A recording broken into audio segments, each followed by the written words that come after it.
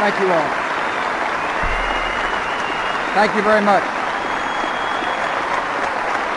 Thank you all.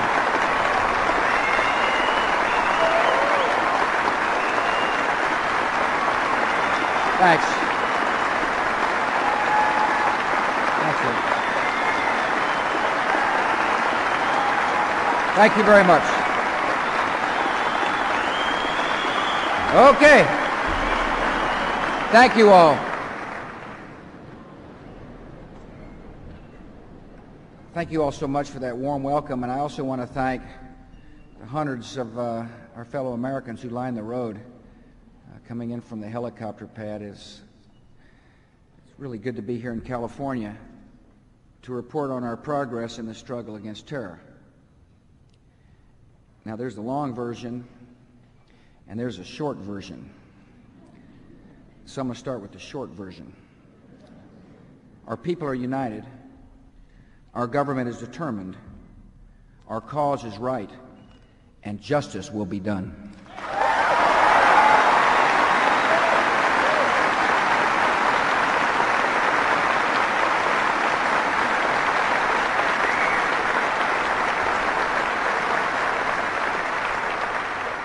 I want to thank Jerry Parsky. I want to thank all the folks who put on this organized this event.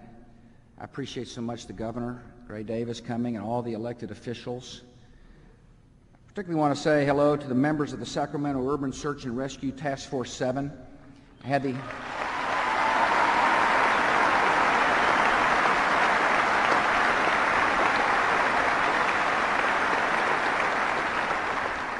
They may not remember, but I do. I got to meet them in New York City.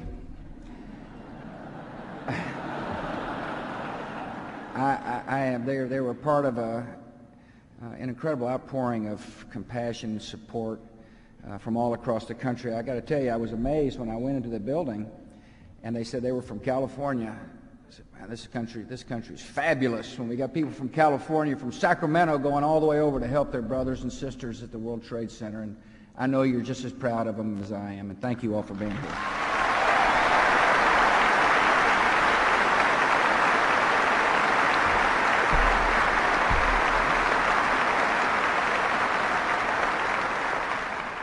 This great state is known for its diversity. People of all races, all religions, and all nationalities. They've come here to live a better life, to find freedom, to live in peace and security, with tolerance and with justice. When the terrorists attacked America, this is what they attacked. And when we defend America, this is what we defend.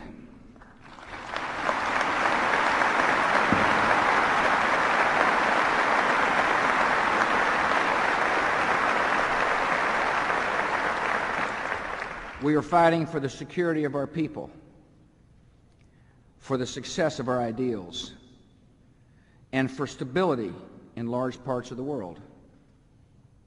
We fight evil people who are distorting and betraying a great religion to justify their murder. Our cause is just. We will not tire. We will not falter.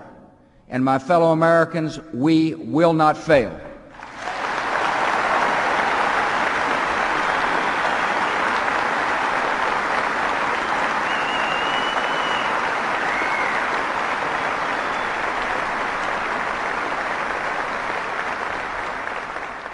New York City and Washington, D.C. are 2,500 miles from here. Yet for all of us, an American is an American, no matter where we live, no matter what our race, no matter how we pray. The people of New York and Washington are our neighbors, and when terrorists attacked them, they attacked us all, and the terrorists are hearing from us all.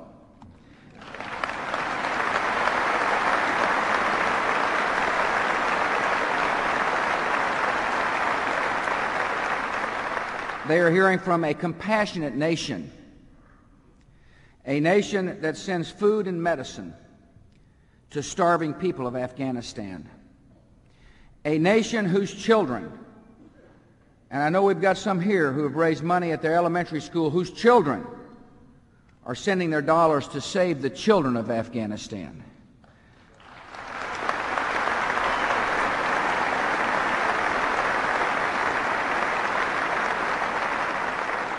They are hearing from a tolerant nation, a nation that respects Islam and values our many Muslim citizens. They are hearing from a prayerful nation, a nation that prays to an almighty God for protection and for peace. And they are hearing from a patient and determined nation, a nation that will continue this war for as long as it takes to win.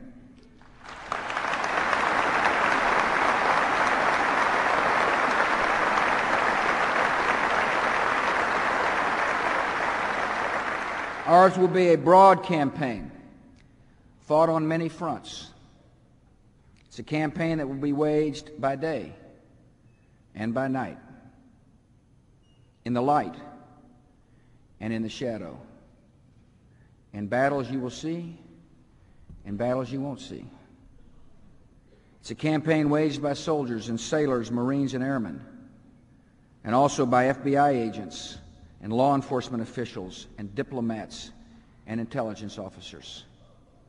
It's a campaign that is being waged in distant lands, and a campaign being waged by our new Office of Homeland Security to keep us safe. We're working around the clock. We're on the lookout. We have questioned and detained more than 750 terrorist suspects and material witnesses in our country. And the broad coalition we've put together has detained hundreds of suspected members of the Al-Qaeda organization. Our world coalition is working. We are taking apart the terrorist network piece by piece. We're taking away their money by freezing their assets and choking off their incomes. Our campaign will be difficult, and it's going to take time. But I can promise you this: it will be waged with determination, and it will be waged until we win.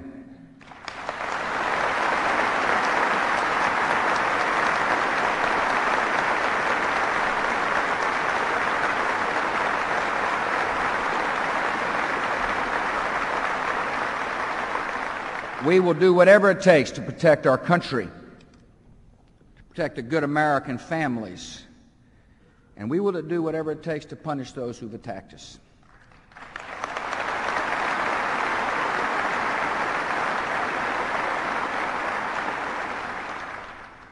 We will do whatever it takes to defeat terror abroad, wherever it grows or wherever it hides. In Afghanistan, our armed forces are performing their duty with skill and success. We've destroyed many terrorist camps. We've damaged the Taliban's air defenses. We've seriously weakened all those in Afghanistan who wish to inflict harm on people anywhere in the world. We're paving the way for friendly troops to defeat the Taliban and root out the Al-Qaeda parasites that the Taliban hosts and protects. We're enforcing the doctrine that says this: if you harbor the terrorists, you are guilty of terror, and like the terrorists, you will be held responsible.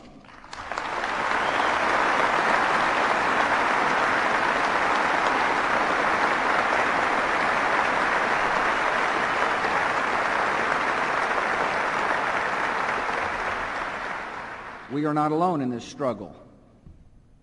The war against terrorism is an international war, and we're fighting with a broad coalition.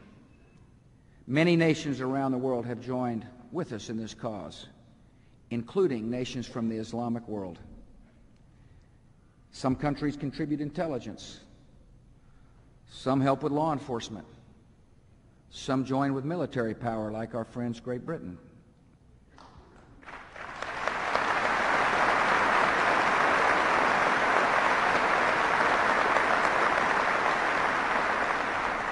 We are supported by the conscience of the world. and we're surrounding terrorists and their sponsors in a tightening net of justice. Later today, I fly to Shanghai to meet with leaders from all around the Far East and leaders whose nations touch the Pacific, including Russia and China. We'll be strengthening our cooperation in the war on terror. We'll strengthen the economic ties that bring growth and hope to the entire world. The terrorists attacked the World Trade Center, and we will defeat them by expanding and encouraging world trade.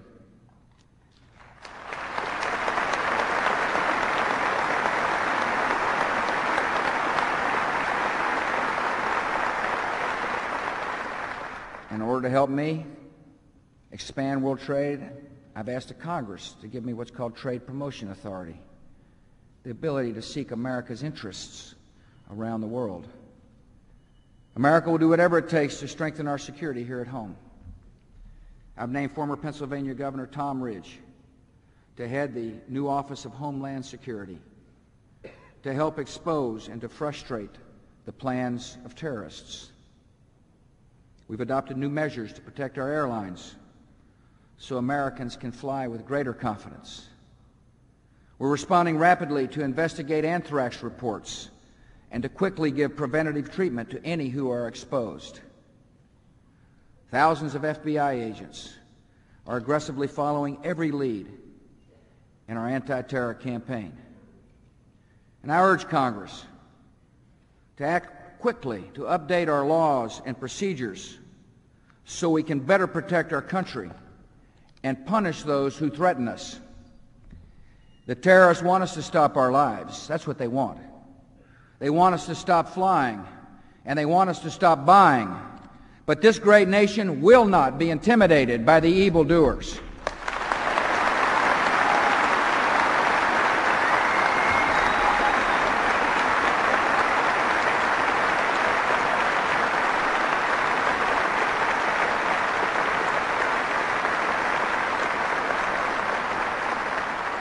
America will do whatever it takes to get our economy moving again. These are difficult times. Too many Americans are hurting. Too many are worried about their jobs and their businesses. And I know that California has been hit especially hard. America's got great resources, though. We've got the most skilled workers in the world. The best workforce. Taxpayers have just received their rebates. Interest rates have been cut to the lowest level in years. Energy prices are declining. The entrepreneurial spirit has never been stronger in America. The basics of our economy are right for growth. Yet recent events have been a shock, no question about it, have shocked our economy. And people need help. And the government in Washington is actively responding. We've already announced additional spending to rebuild New York and the Pentagon, to stabilize our airline industry, and to make sure we have enough money to defend our country. And I'll work with Congress to help workers who have lost their jobs because of the sudden economic slowdown. I've outlined additional economic stimulus package. I've listened carefully to members from both political parties. It's a package that will provide a needed lift for our economy. I urge Congress to act now to accelerate the tax relief we've already planned for the years ahead so consumers will have more money to spend. I urge Congress to have more tax relief for lower and moderate income families in America who are especially hard hit. And I urge Congress to reform the corporate income tax and as well allow businesses to deduct more of the cost of new investments immediately so as to create jobs for American people.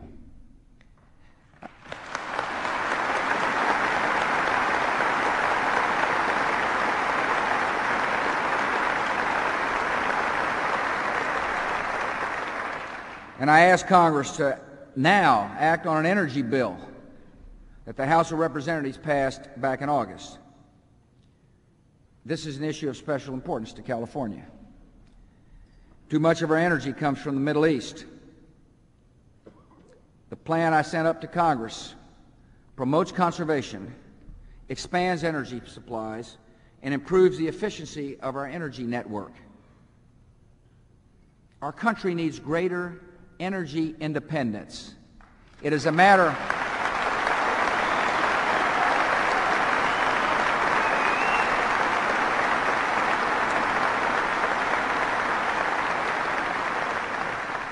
This issue is a matter of national security, and I hope the Senate acts quickly. On all these great issues, there's a spirit of respect and cooperation in Washington. I'm pleased to report.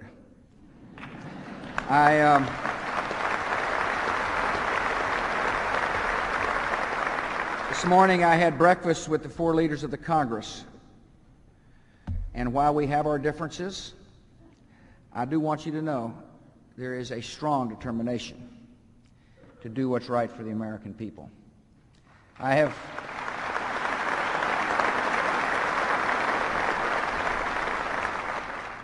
have butted heads in the past with the leadership, but I want you to know I applaud their love for America and their determination to get the people's business done in a way that will make you proud. We're making good progress about changing the tone. The terrorists thought they affected us, but they've only made this nation stronger.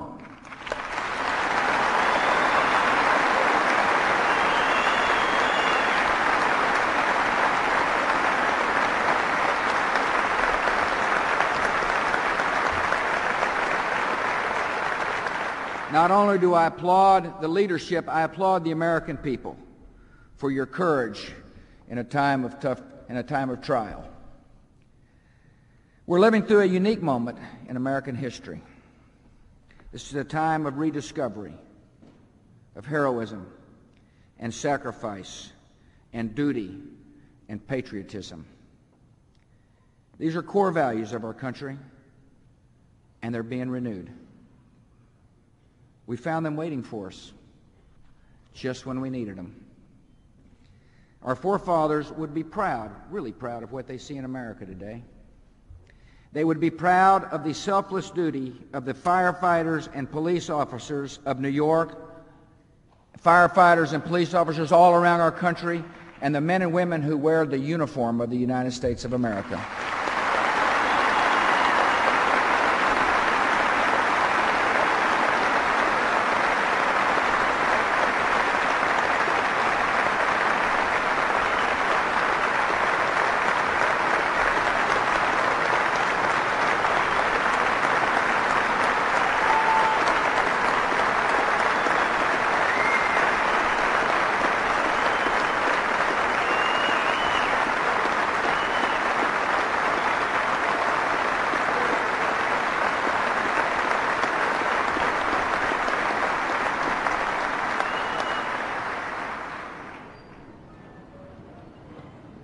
Our forefathers would salute the modern-day sacrifice of the brave passengers on Flight 93 who, after reciting the Lord's Prayer, said, "Let's roll," and stormed the hijackers, taking the plane down, probably saving thousands of lives on the ground.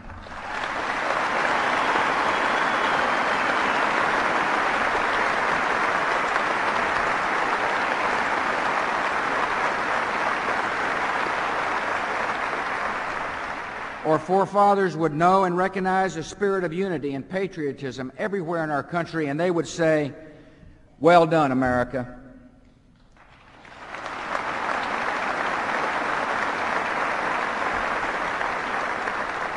No, the true character of this great land has been revealed in adversity. Americans are generous to our neighbors in need. Americans are tolerant toward our fellow citizens of every background. Americans are alert to danger, but calm and determined in the work ahead. And Americans are reaching out across the world to say, we wage a war on the guilty, not the innocent.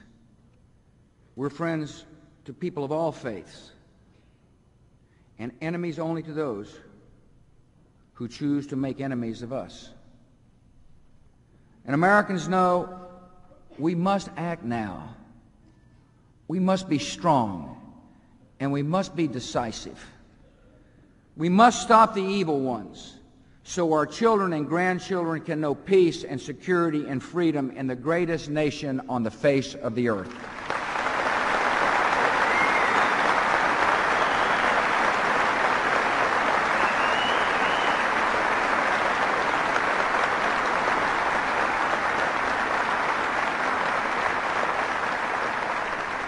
Our nation has felt great sorrow, yet this can be a time of great achievement. A great evil can be turned to greater good. The terrorists did not intend to create a new American spirit of unity and resolve, but they are powerless to stop it.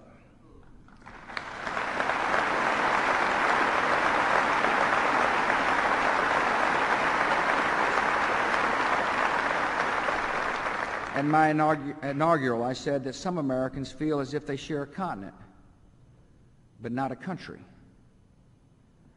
We don't feel that any longer.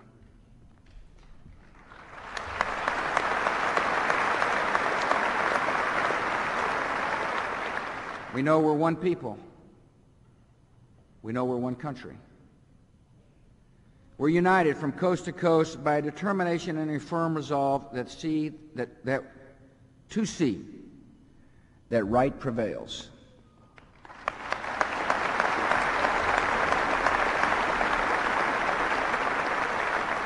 I will take that determination with me to meet leaders of the world in Shanghai.